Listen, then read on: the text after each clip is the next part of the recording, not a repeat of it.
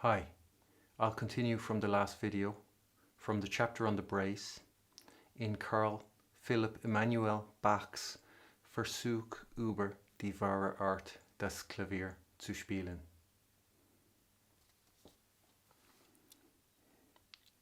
So, the right and left hand fingering in the first example of C adheres to AC fingering.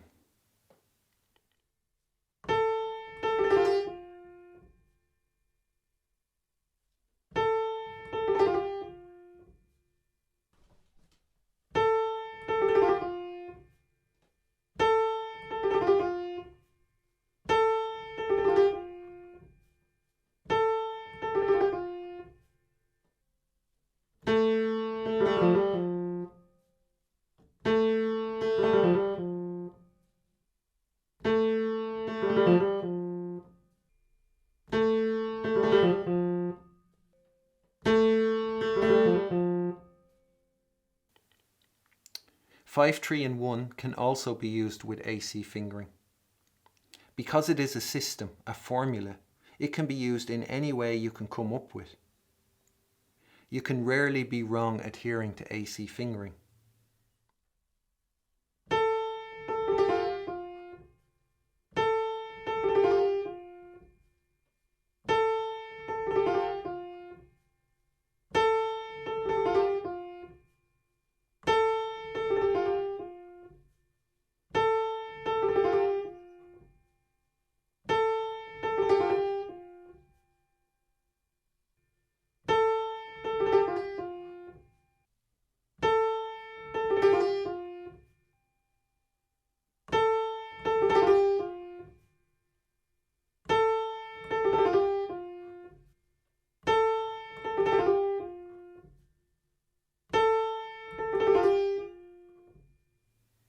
Ignaz Friedman, as far as the A sharps and B of the nocturne are concerned, was using AC fingering as it can be used. After that he veers off the track. You wouldn't use the second finger on the E sharp and the thumb on the C sharp with AC fingering. You would use 4-2-1-2 on the A sharp, G sharp, E sharp and C sharp. So what Ignaz Friedman did is what I'd call a snippet. He saw the value, he saw the advantage in what he did, and he adhered to AC fingering when doing it. But he didn't have the full solution. He didn't know the full solution existed. So back to C. And 3 is a good finger for the appoggiatura. 3 and 1 are good fingers. 3 and 1 have the weight of the hand, whereas the little finger, I'd say, again, this is my own thing, and you know, I know the effect, I know the results that AC fingering brings. Why or what exactly is happening, I can't tell you, but I would offer that the little finger has the momentum of the hand. That's what the little finger has from the hand, the momentum of the hand, whereas the third finger and thumb have the weight of the hand.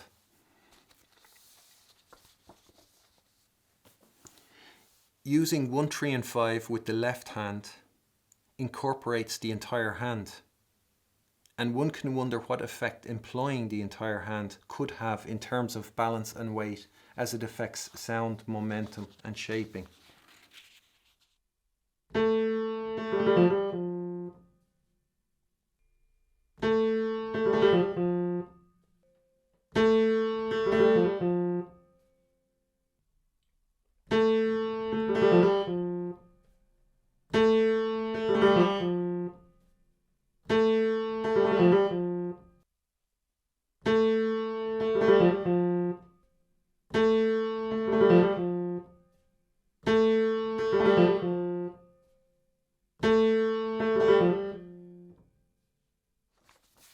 In the second example of figure 67C with the black keys, AC fingering does not allow such a use of the fourth finger. Instead, I'd be using 5, and I might consider using my fourth finger on the G sharp and then the second on the F sharp. But I could potentially use 3 on the G sharp. Both Bach and AC fingering agree on the thumb being kept away from the F sharp.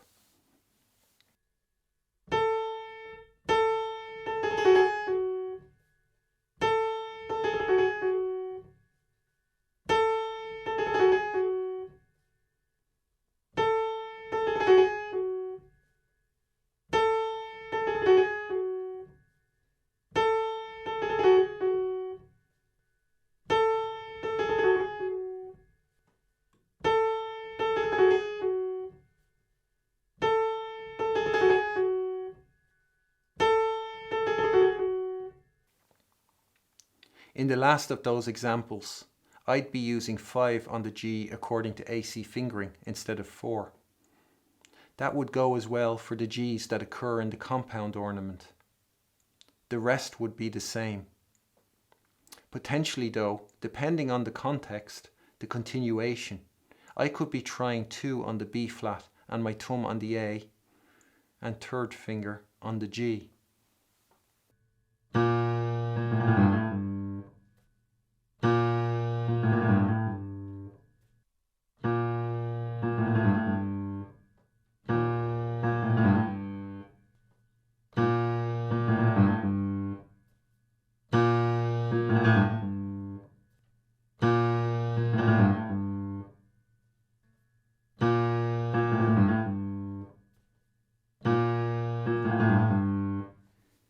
Before figure 67a, which Bach goes into in the text, he gives us 2 examples of the first liberty that one can take to bypass the difficulty presented by the compound ornament, the zusammengesetzten Manier.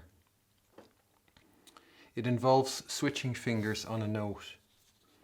In the first example, which is on all white keys, the thumb switches with the third on the D appoggiatura to have those same fingers free and in position, as illustrated in the all-white example in 67C, to play the ornament. Paragraph 88 from the chapter on fingering can be connected to this. Wenn in den Probestücken 2 Ziffern nebeneinander über eine Note vorkommen, so wird der eingesetzte Finger, welchen die erste Ziffer anweist, nicht eher aufgehoben, als bis der andere da ist, weil diese mit 2 Ziffern bezeichnete Note nur einmal angeschlagen werden darf. Es sei denn, dass eine darüber befindliche Manier diese Note mehr als einmal zum Gehör bringt. Die Folge sowohl Tab 3 Figur 60a als die Ausübung einiger Manieren machen dieses Einsetzen zweier Finger hintereinander oft nötig. Dann und wann ist auch eine Aushaltung daran schuld. B. Die Biegsamkeit des Daumens ist zu diesem Ablösen vorzüglich geschickt. Da dieses Hilfsmittel so gar leicht nicht ist, geschickt zu gebrauchen, so hat es von Rechts wegen nur bei einer wenigstens etwas langen Note und im Falle der Not statt. Diese Vorsicht merke man bei allen außerordentlichen Hilfsmitteln, welche teils von Natur, teils wegen ihrer Seltenheit schwer sind und auch bleiben. Man erlaube solche seinen Schülern nicht eher, als bis entweder gar keine andere Möglichkeit mehr da ist, oder man müsste eine noch größere Unbequemlichkeit sich gefallen lassen. One can use AC fingering on this example in the exact same way.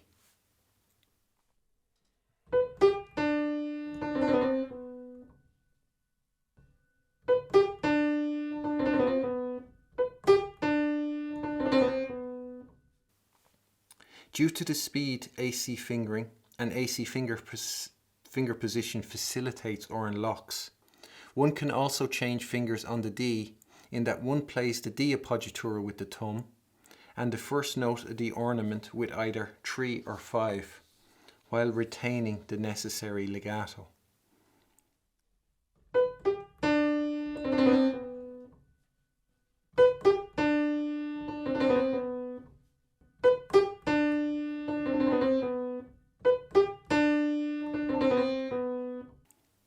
Bach doesn't write out the execution of any of these ornaments, but if he did, there'd be no bow to tie the first note of the ornament to the preceding appoggiatura.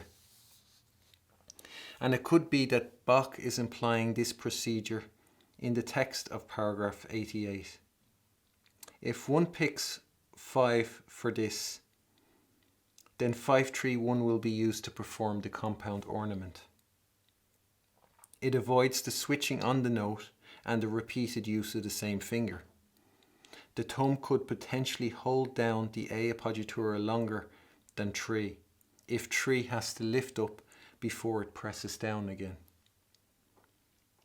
Yeah, so you can switch the fingers on the note, or you could wait to switch the fingers between the appoggiatura and the first note of the ornament.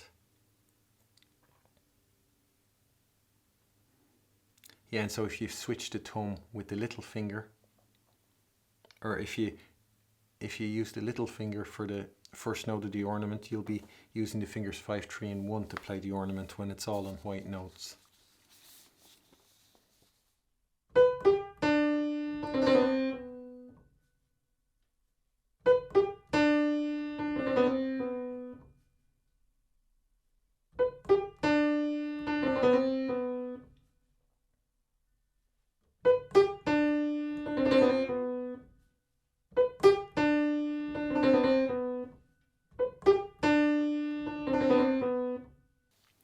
In the second example, we see the same procedure, only this time it involves the presence of black keys.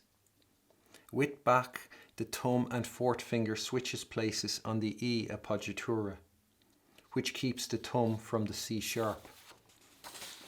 One can see Bach is using the second right-hand example of what the easiest fingers are from C, playing the ornament with 4, 3 and 2.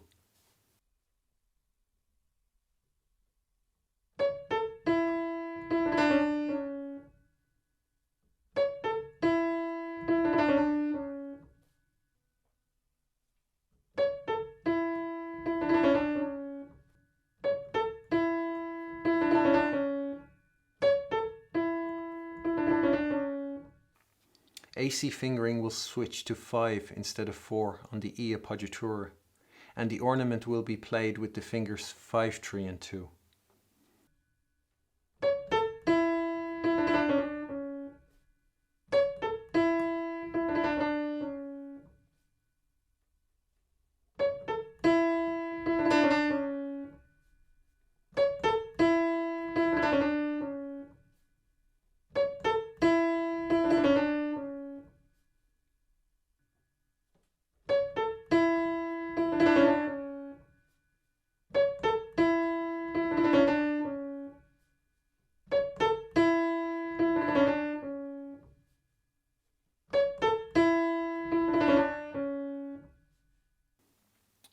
One could also check for oneself if exchanging the thumb on a white note with the fourth finger works less well or feels more awkward than exchanging it with the third or fifth finger.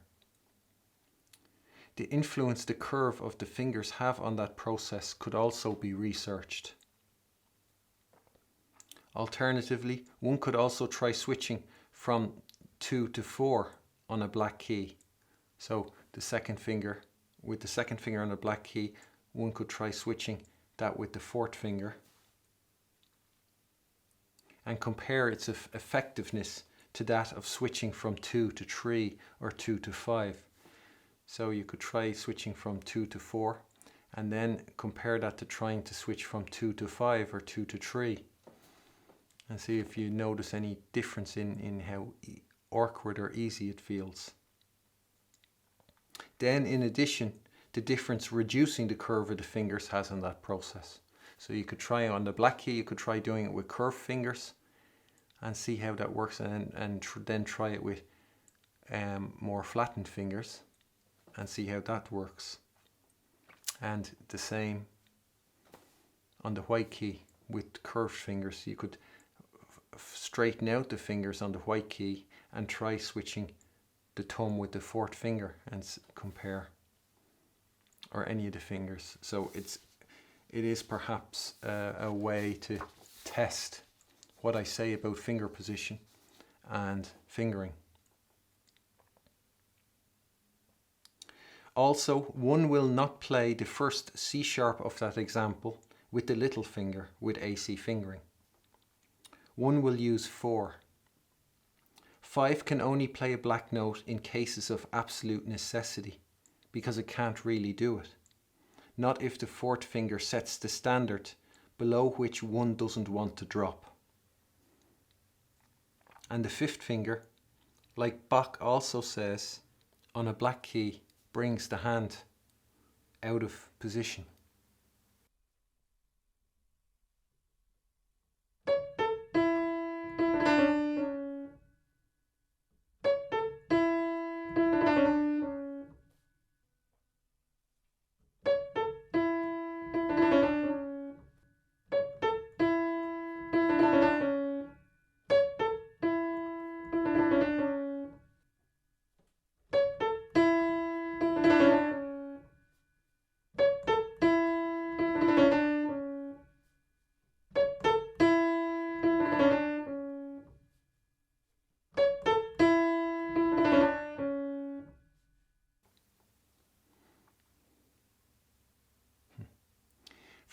For figure 67A, with the move from 2 to 3, from the E to the D appoggiatura, Bach talks about shifting the hand to the left and not the crossing over of the fingers. And here's paragraph 62 from the chapter on fingering. Man muss dieses Einsetzen nicht mit dem Überschlagen verwechseln. Überschlagen heißt, wenn ein Finger über den anderen gleichsam wegklettert, indem der andere noch über der Taste schwebet, welche niedergedrückt hat. Bei dem Einsetzen hingegen ist der andere Finger schon weg und die Hand gerückt. So, that's what Bach wants for A. A shift of the hand puts the fingers in position to play the ornament.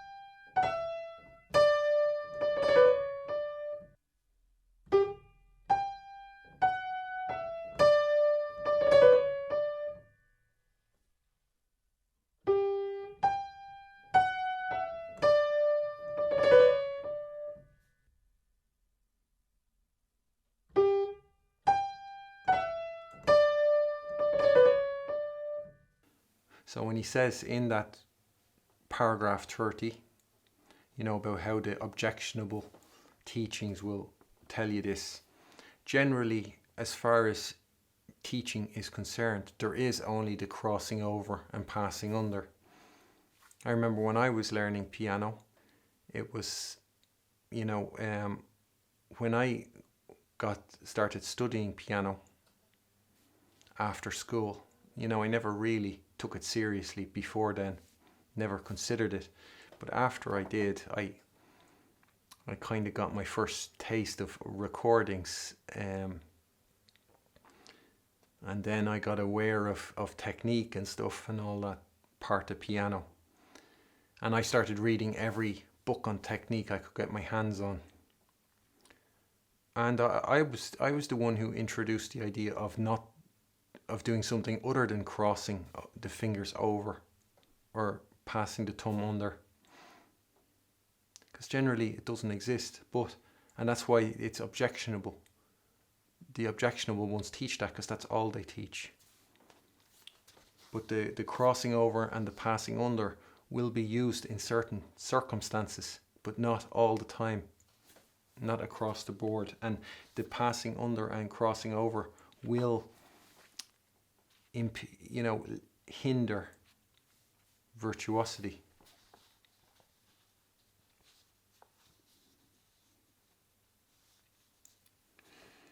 With AC fingering, 2 would be used for the F sharp, the thumb for the E, and the 3rd finger on D with the very same shift of the hand that Bach describes.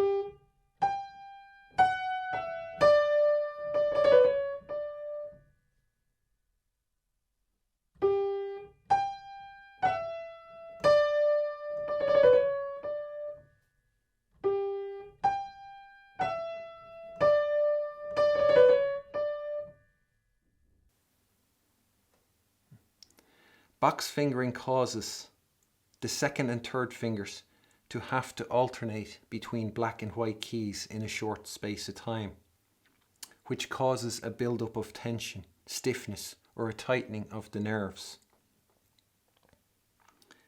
And the build-up of tension it causes will not be noticeable. It only becomes noticeable when it becomes a problem.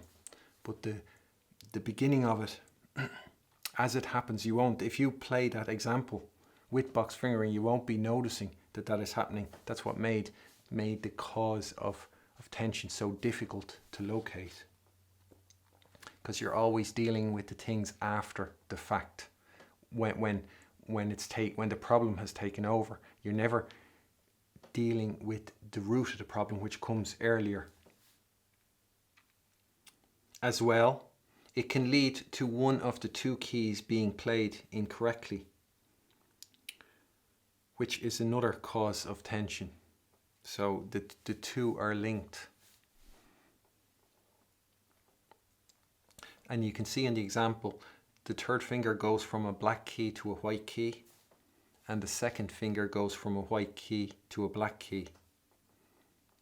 AC fingering requires no such altering of the fingers between black and white keys. To eliminate tension, one has to eliminate the cause of tension.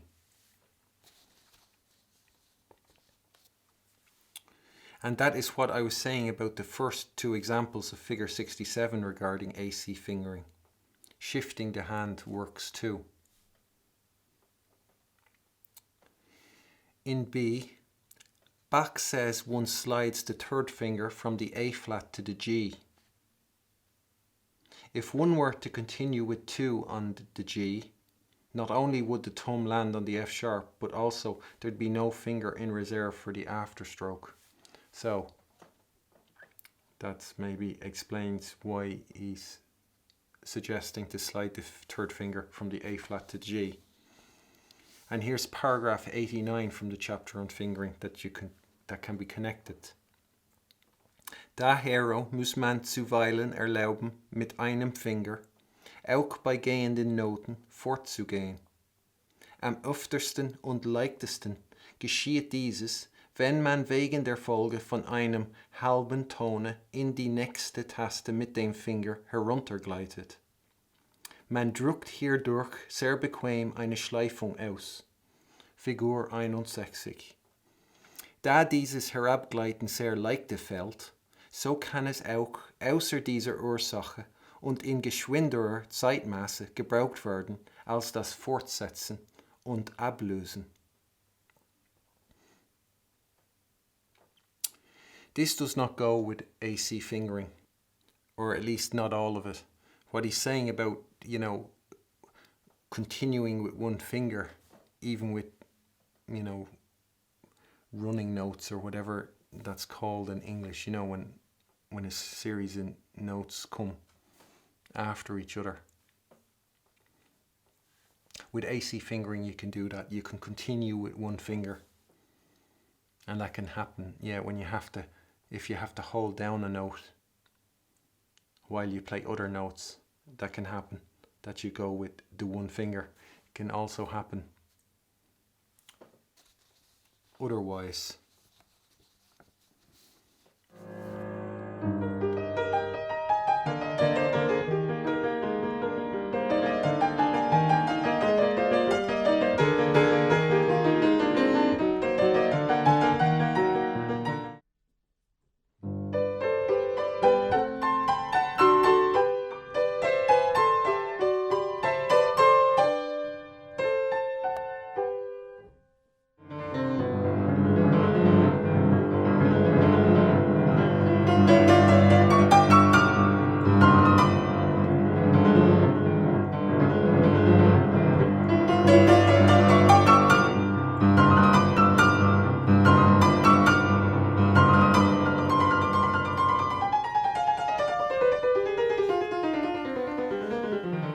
So with that part of it does work with AC fingering. It's the sliding down from a black note to a white note that doesn't work.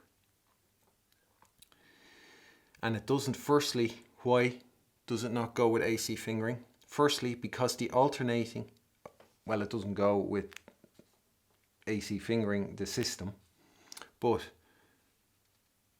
the reasons are, firstly, because the alternating between black and white notes is part of the cause of tension, the one that gets serious piano players. So any piano players who do all the work, who make sure they have a loose wrist, who do everything, and then they get to those pieces where the tension, no matter what they do, they can't get rid of it.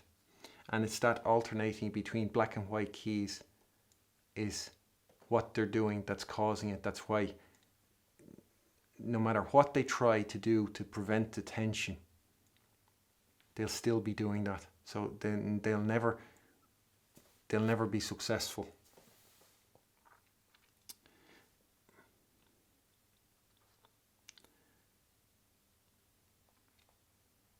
So AC fingering cuts out any alternation of a finger between black and white key in a short space of time. And you will find with normal fingering that alternating between black and white keys is done to an excessive amount. And when you understand that as this cause of tension, you can see it's no wonder that tension is such a rampant problem. It's like, it's the equivalent of the time when they didn't realize that you should be sterilizing medical equipment or tools.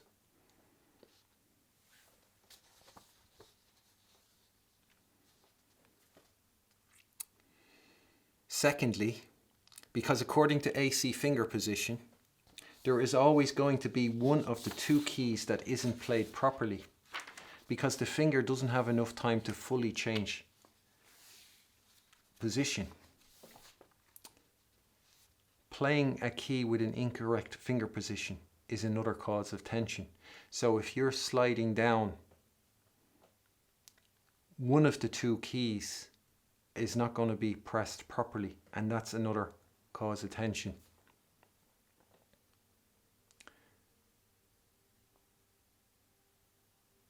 Either you'll play the black key with a curved finger and slide down, which means you'll play the white key properly, but the black key will be played incorrectly, or you play the black key with a flatter finger and slide down, which means the white key isn't being played properly, and there tension begins. According to AC fingering and AC finger position, all keys have to be played properly all the time. And this can be observed in all the pieces I've uploaded. And don't be fooled by the piano. So, because, people can be fooled by the piano if it's an expensive piano, if it's a top piano, it'll provide a different quality of sound than this piano provides. And so the way to listen past the piano would be to listen out for the various voices, the soprano, bass and middle voices, so the voice leading, and that can't be done in one hearing. If I concentrate on the bass voice, I'm not gonna, the other voices will be going along, but I won't really notice them because I'm concentrating so much on the bass voice. But so what I'd need is I'd listen to it and listen to the bass voice, and then I might pick out a middle voice and listen to that, and or the soprano, and I won't hear the other voices. And it's only then, after I've listened to them all and I listen to it, everything, then I know those voices are there, and then I can hear them better.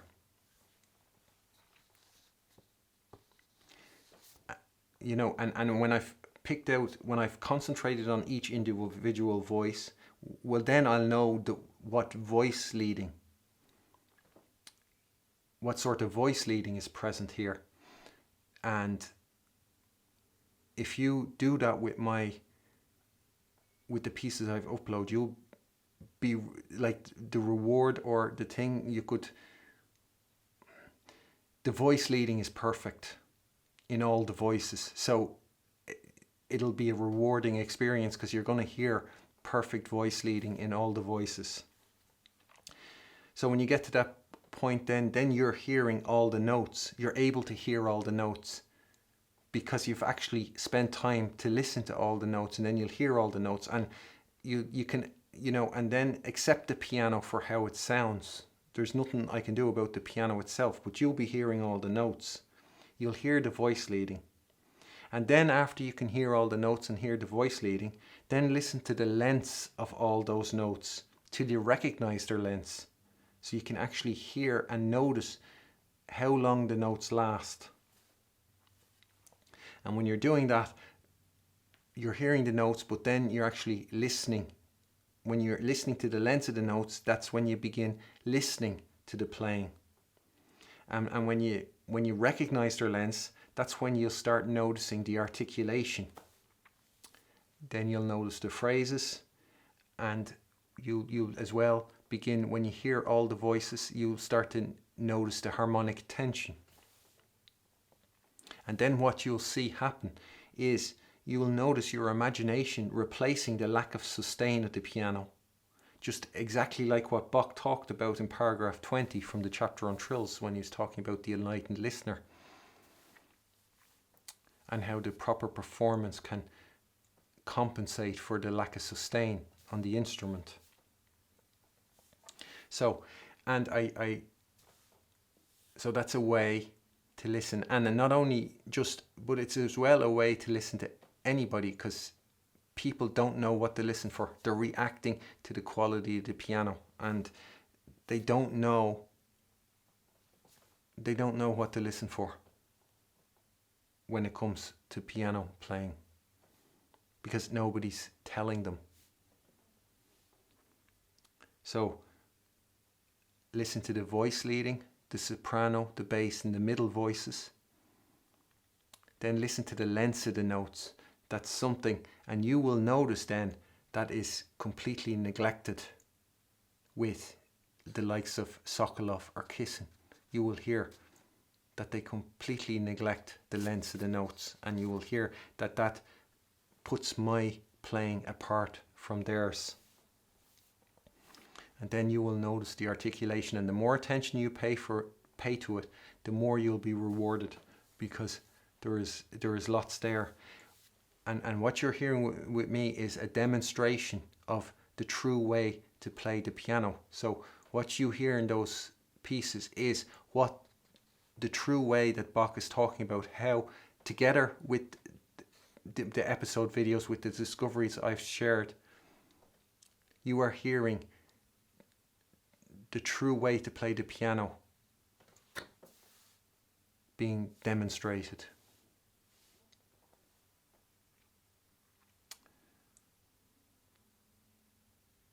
All the elements of the true way to play the piano is to be found in those videos, demonstrations, interpretations. If I am a tree, or if what I'm sharing is a tree, then those pieces are the fruit it bears, even on a bad piano.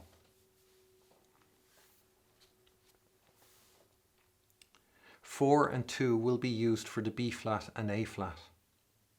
And one could go straight to G with tree, or one could use the thumb on G and switch it with tree, or shift then to tree for the first note of the ornament.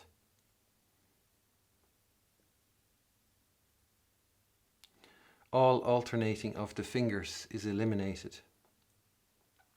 The rest of Bach's fingering conforms with AC fingering.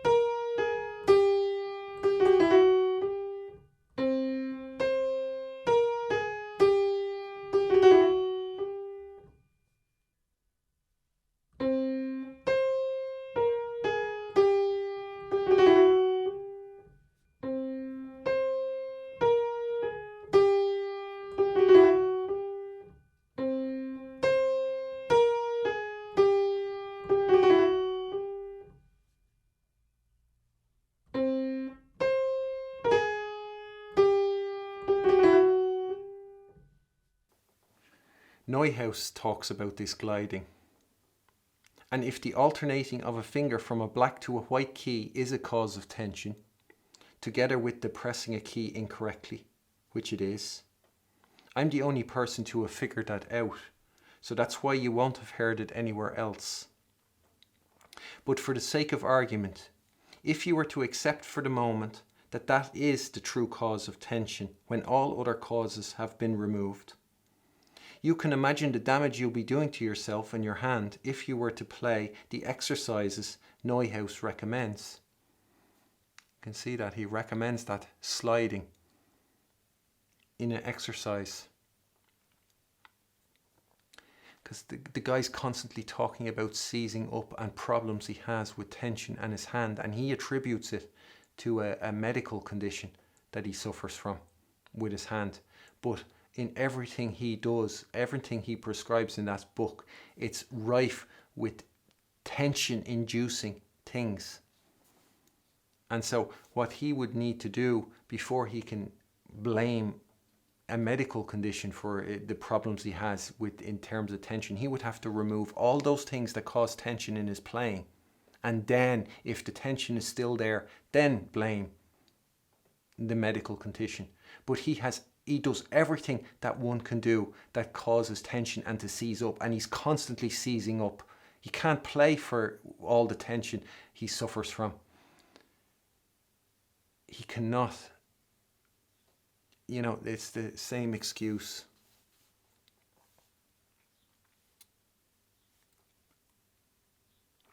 And Neuhaus even admits it when he says in brackets that one should not torture oneself all too much with it. He's selling it off, saying how wonderful it is. And then he says in brackets, but don't torture yourself too much with it. And this is the same talk. This guy Neuhaus talks the same way like the others, like Edition Shot, like all of them, like the Associated Board, all of them. They're talking like he's your friend while damning you to the cage. He is imposing on you exactly the same damage he has on him, he's imposed on himself. And those who know nothing have to believe everything. So those who don't know better are going to fall for it because of his position, his reputation, his position on the roll of honor.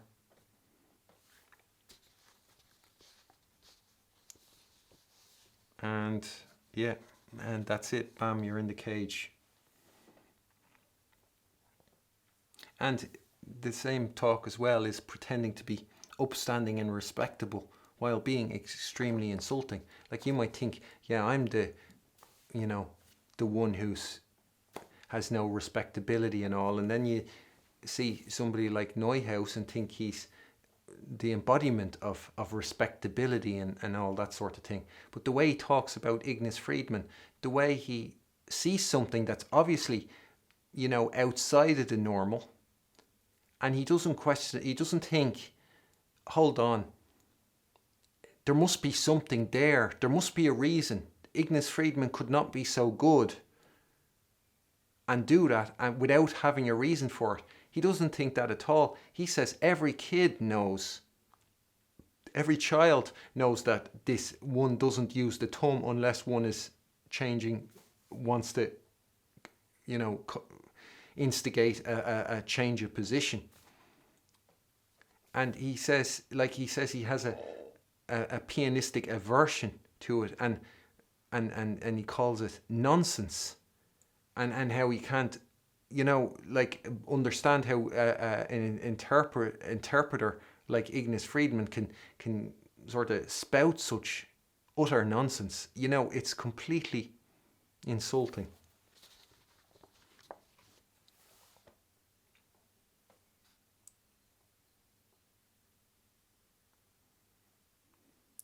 Here's an excerpt of the Tempest Sonata.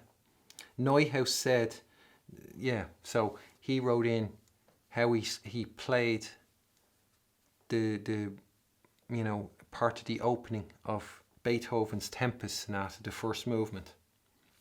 And Neuhaus said in the text that the dritte und der vierte Finger waren wie verklemmt, so they were frozen or seized up, the third and the fourth finger. And according to you can see with AC fingering, you can see why. The fourth finger can't play white keys, and he has the fourth finger only on white keys. And 2 and 3, the fingers 2 and 3, after playing only black keys, then had to play white keys. So they were sort of getting locked into a position of playing black keys. And then they had to switch to playing white keys. And they were unable to do it. So 2 and 3, after playing only black keys, then had to play white keys, were unable to play them properly. So in the last 4 notes of the extract, the badly played E with 2 led to the seizing up of the third and fourth fingers. He blamed the cold hall and his condition, but how he fingered that passage, and there's more there that will cause tension. There's more errors to his playing from what he presents there in that thing, but that is what's responsible for him seizing up. The guy is in the cage. He is no different than that second group Bach talks about. That's that second group that Bach can't believe still exists in 1753. And finally, for that chapter, regarding what Bach says about practicing the ornament with all fingers, I would say that practicing it with any fingers that don't conform to AC fingering is a waste of time and rather counterproductive.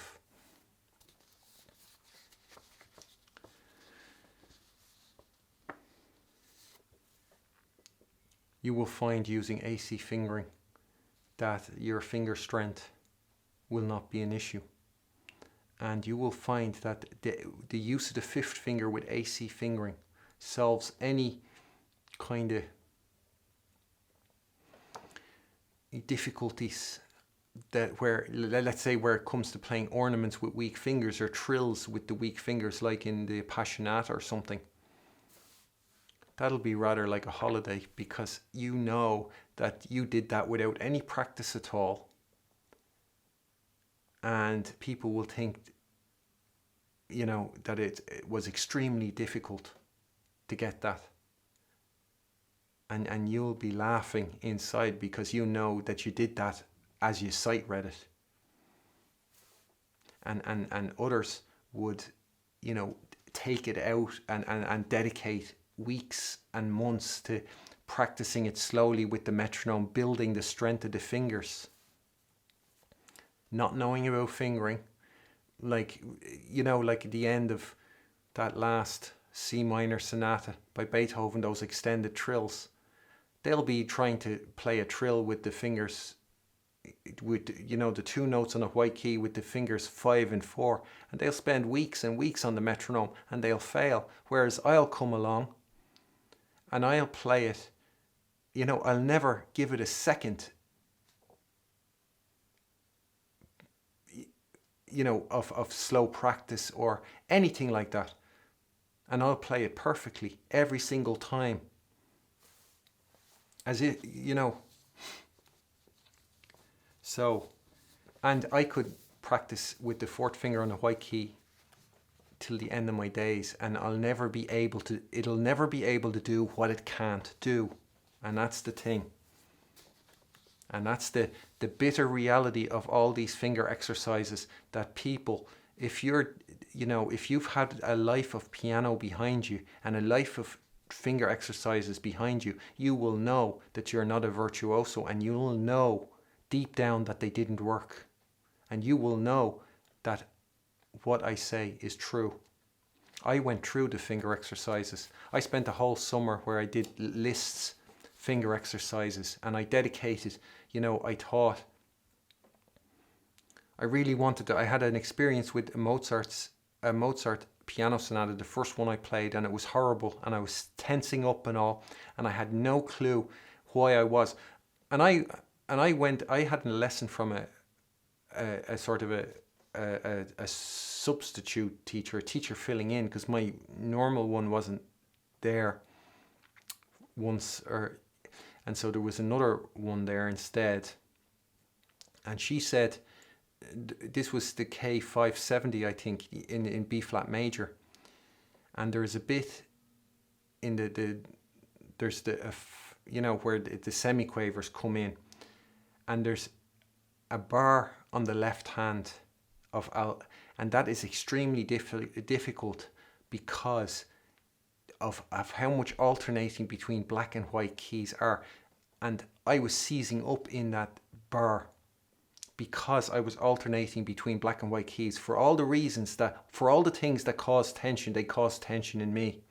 And what this teacher told me was that if you can't play that, you shouldn't be playing the piano. That's what you'll hear from the Roll of Honour, from Lilliput. They don't tell you, they don't make it. If you had me teaching that, I would show you how you can play it without any tension whatsoever and play it perfectly. They don't know.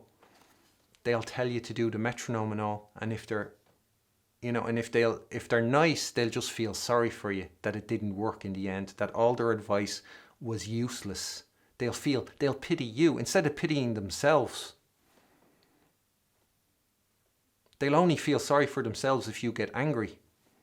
But you can't get angry because you don't realize it's their ignorance that doesn't help you. But if they're not nice, they'll tell you you shouldn't be playing the piano, because anybody who can play the piano can do that without tensing. And you can see what a lie, how phony that is, because that teacher wouldn't be able to play that without tensing, because the cause of tension is in that bar. And if you don't know how to combat it, there will not be a single person who can play that bar without tensing up.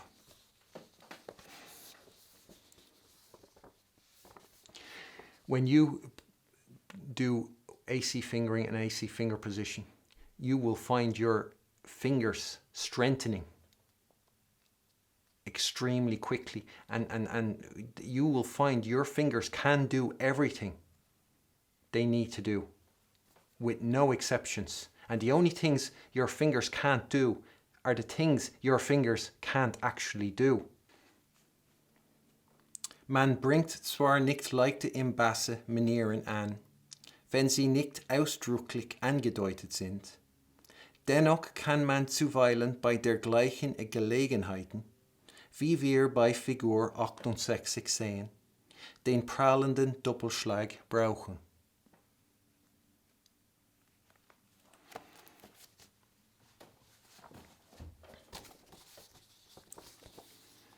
So, at such opportunities, as are depicted in figure 68, one can introduce the glancing brace in the left hand.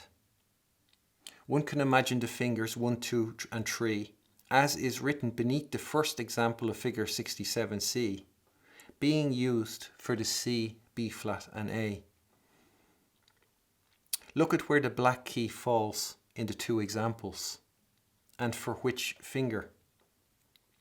In both examples, the positioning and role of the black key is identical. It represents a principal note flanked by white keys. So it represents a principal black note flanked by white notes or white keys. Both of them. Is that coincidence, or did Bach think it true? Consider the previous evidence. Has Bach been shown to be systematic, deliberate, and thorough with his selection of examples? AC fingering says 1 is best on white, 2 is best on black, and 3 is best on white.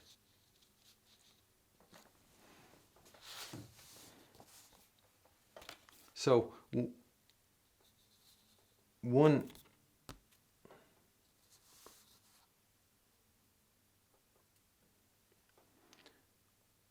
is best on white, 2 is best on black, and 3 is best on white.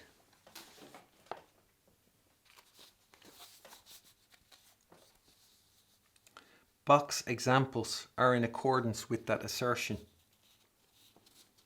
Remember, Bach said you're not likely going to introduce ornaments in the left hand unless they're specifically indicated, acknowledging in that the relative difficulty of having ornaments in the left hand as opposed to ornaments in the right hand. So it would stand to reason that he isn't going to give us situations in figure 68 that are extremely difficult or next to impossible, but rather opportunities that suit the left hand and that work well, and that will put you in a good light. So that's as well, it's between the lines. It's those for whom music is a goal. He's speaking, there's the one language for the roll of honor, and then there's the others for those with humility, those who for whom music is a goal. And he is telling them, the roll of honor people won't see that. They'll just see it as, spouting information. But what Bach is actually doing is he's giving those for whom music is a goal, he's showing them opportunities of where this compound ornament works out, the best places to introduce that. And he's not spoon feeding it. He presents it there to be seen, but he's not pointing at it. He figures those interested are going to see that. So these are instances that work particularly well. Otherwise, he would, you don't have, if it doesn't work out, if it's difficult, you leave the ornaments out, he'd be saying in the left hand. He says in other places in the book.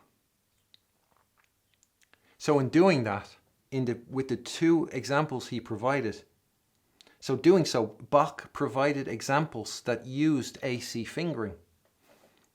Only he didn't know AC fingering existed, so he didn't know to identify it as that. He found places. It was the AC fingering that makes it work out, and that's what he's sharing there. He's not just sharing any old situation where you can use that ornament on the left hand. He's showing a situation where the principal note is on a black key and the two notes flanking it are white. One could use that to argue that the presence of the black key in this specific place is an important aspect to the opportunities Bach illustrates here. Again, he doesn't spoon feed. He leaves it to us to properly assess the situation.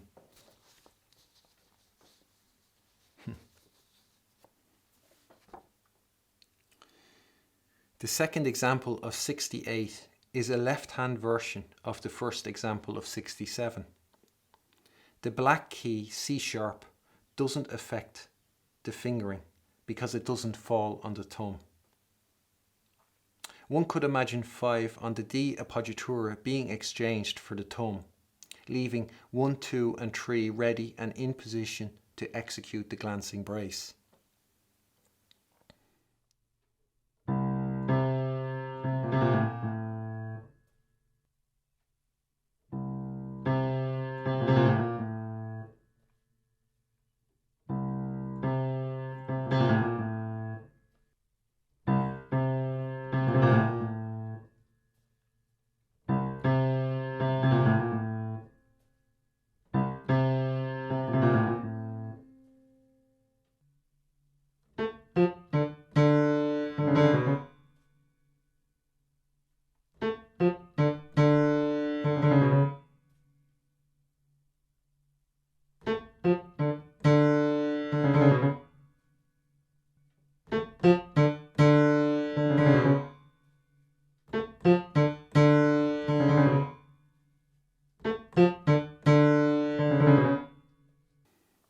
If playing the ornament in the left hand with 3, 4 and 5 was possible, with the fingers 3, 4 and 5, then that would be further proof of the veracity of the claims AC fingering is making regarding the fingers, since it says 3 can play white, 4 can play a black key, and 5 can play a white key. Surely, it should be near impossible to play that ornament on the left hand with those fingers. Who would argue with someone who said the 4th and 5th fingers of the left hand are the weakest of all the fingers and the least equipped for speed? Nobody would argue with that, because nobody would want to use those fingers for that. So if I'm able to play that ornament with those fingers,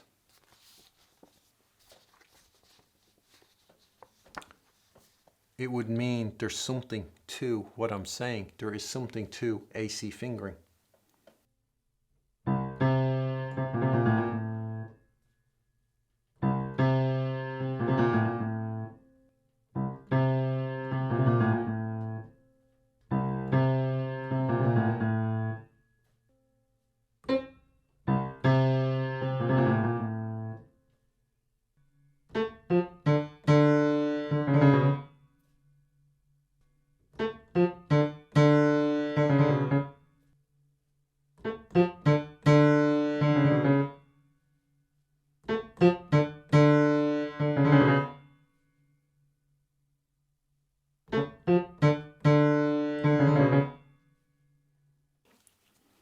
Der Pralltrill und der mit ihm vereinte Doppelschlag, da sie auf einem übel zurechte gemachten Flügel gar nicht ansprechen, sind eine sichere Probe von dessen gleicher Befiederung. Man muss daher billig Mitleiden mit den Klavieristen haben, da man ihnen gemeiniglich durch schlecht imstande seiende Instrumente diese nötigsten und vornehmsten Zieraten benimmt, welche alle Augenblicke vorkommen und ohne welchen die meisten Stücke schlecht ausgeübt werden. So, this is the last paragraph directly addressing the Prall and the Doppelschlag. In most of the cases, here included, Bach refers to it not as a glancing brace, but as a compound ornament or a variation thereof. So he never stopped distinguishing. He never settled into just calling it a Prall and a Doppelschlag.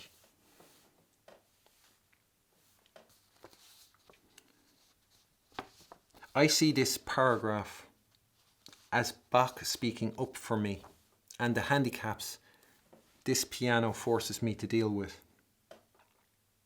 He is, as well, giving the makers of such harpsichords or nowadays pianos something to think about. The damage or the implications their lack of due diligence in their job, in whatever form that takes, can cause. With AC fingering, I could as well consider playing the ornament, if it lands on all white keys, with the fingers 3, 1, 5, 3, 1, 3, as a way to get round the piano with a substandard action, so as to not let it rob me entirely of this ornament.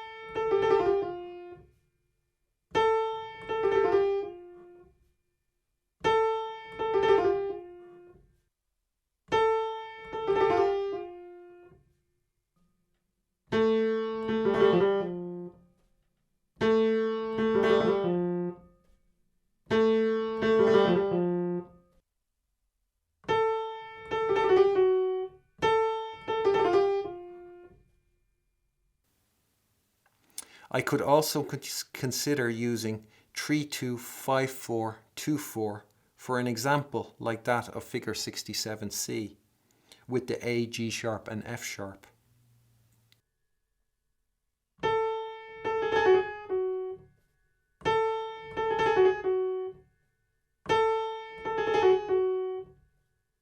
This piano does often enough spoil or obscure the perfection of my playing, the beauty of the music. But it does not get the better of me or my playing. And pianos won't be able to get the better of you if you follow what I am sharing. Bach says this ornament is a sure way to test the even feathering of a harpsichord, which is the equivalent of the action of a piano.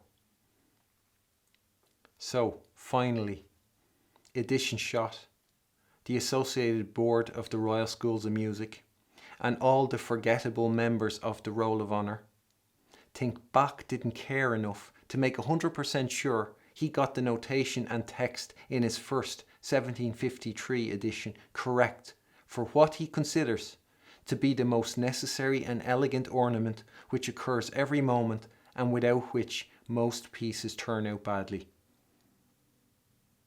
Good one. They must make you proud, your Roll of Honour. But think of this, they're only yours because you make them yours. Bach and I are an alternative option.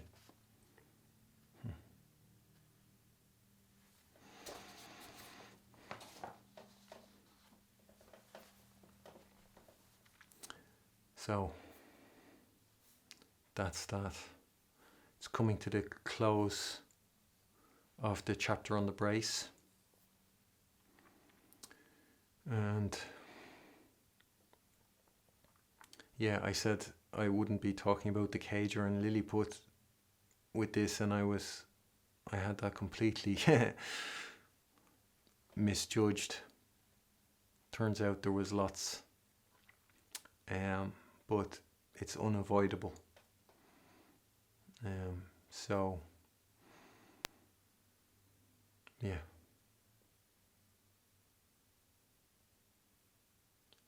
The reward is there if you do choose to take what I say seriously and to discover for yourself that what I'm sharing in the episode videos, how to play the piano, AC fingering, AC finger position, the cause of tension, the cause of evenness, all these things, and then, you know, the going through the videos on the true way to play the piano, you will find yourself becoming a better piano player than you ever dreamed possible. It will exceed your hopes, or your, you know, what you'd envisioned. And you will be getting to that point where you are wondering if you're better than Kissin, better than Sokolov, and you will hear people on the roll of honor that fall way short. You will hear them with new ears, and you will wonder, how could you have missed that before?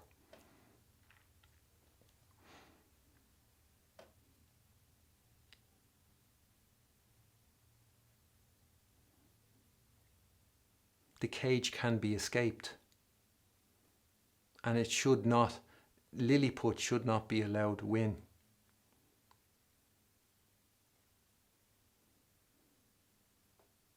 So, yeah,